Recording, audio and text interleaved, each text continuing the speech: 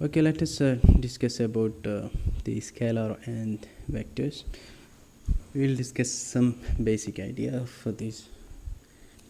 So we will not go to the very deep, rigorous ideas of the same. Especially the vectors are using in a very higher mathematical calculations, etc. So we will consider some very basic what are these things and some examples. So if you consider a person traveling from a point A to B, so from A to B, so this is a direction that a person who is traveling from A to B. So if he is traveling with a speed of for example 40 kilometer per hour, let's say he is traveling in a car with 40 kilometer per hour.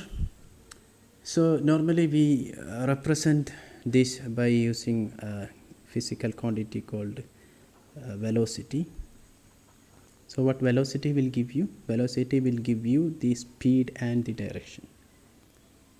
Okay, so speed is nothing but the magnitude, in what magnitude he is moving, and it also gives from where he is starting and where he has to go.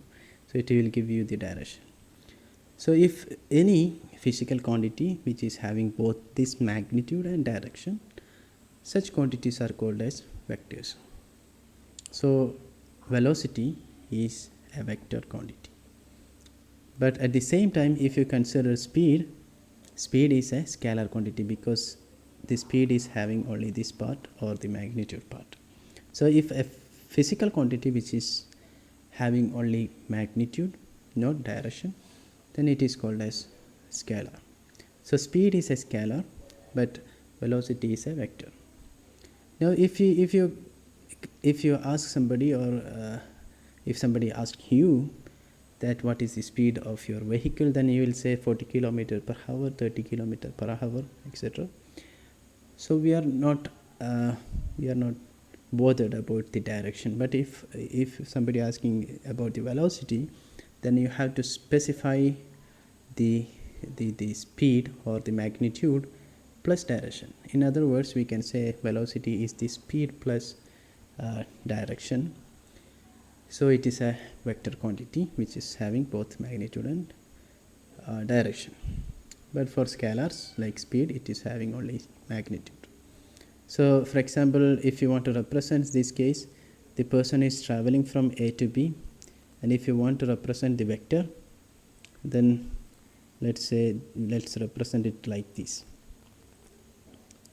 Okay, so this is the vector, and which is having a magnitude of 40 kilometer per hour and in this direction from A to B.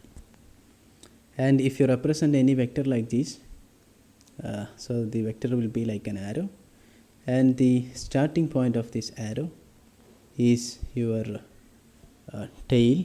So this portion is your tail, and this portion is your head.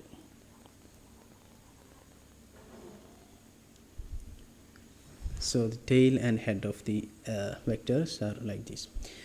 Now if you consider another example, which is mass, which is also a scalar quantity because mass is only having the magnitude, it is just not having any direction. So it is a physical quantity with mass, with magnitude, no direction. So such quantities are called as scalars. So let's say this ball is having some 50 gram of mass, and this is having some 20 gram of mass. Okay, now if you want to add these two, or we want to find out what is the total mass, then we can just add these two and it will give you 70 gram.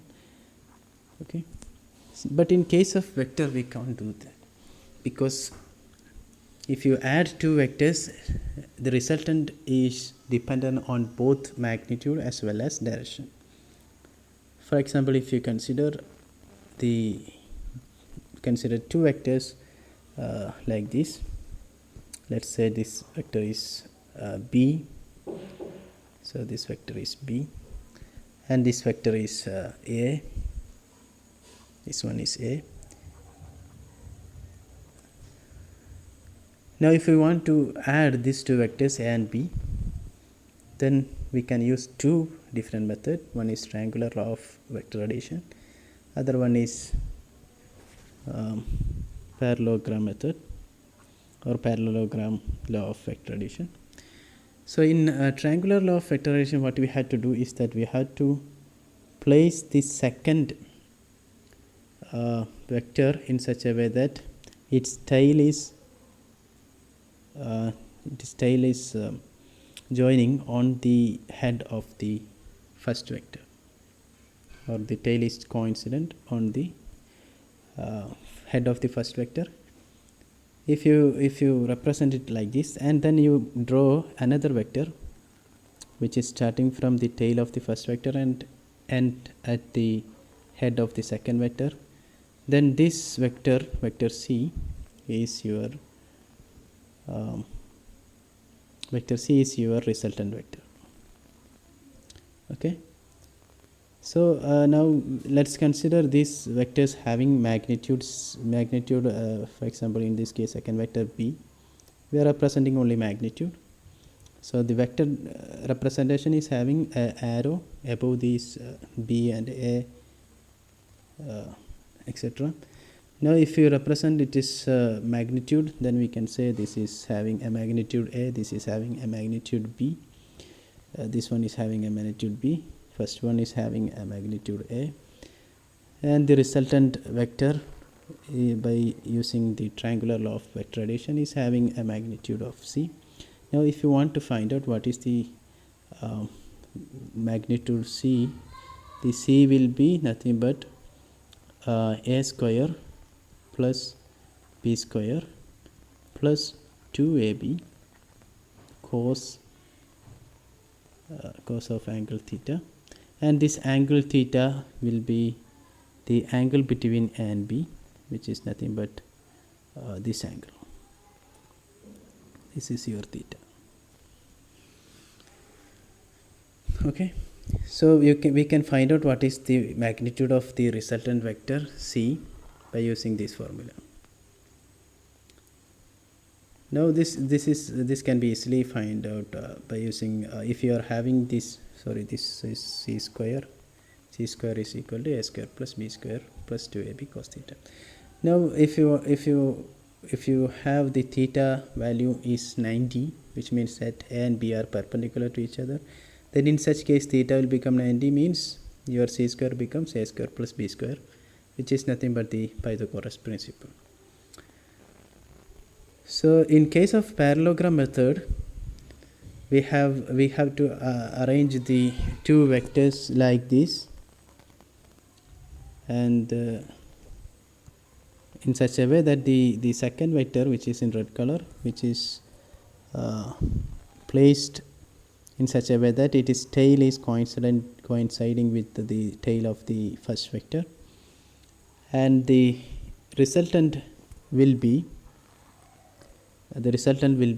drawn. Before that we have to complete the parallelogram as shown in figure. So we have to draw the parallelogram first, then the result will be like this. The diagonal of the parallelogram will give you the result. So this is the resultant vector C. So both these are will be having same magnitude and direction. By using these two methods, we will get the same result, but the method is a little bit different.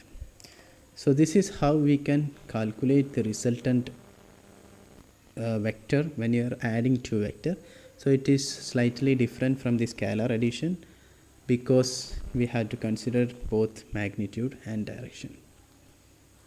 Now we'll do some example in the next video. So this is the basic idea about the vector addition by using triangular law and parallelogram law of vector addition, and we discussed how it is how it is different from the scalar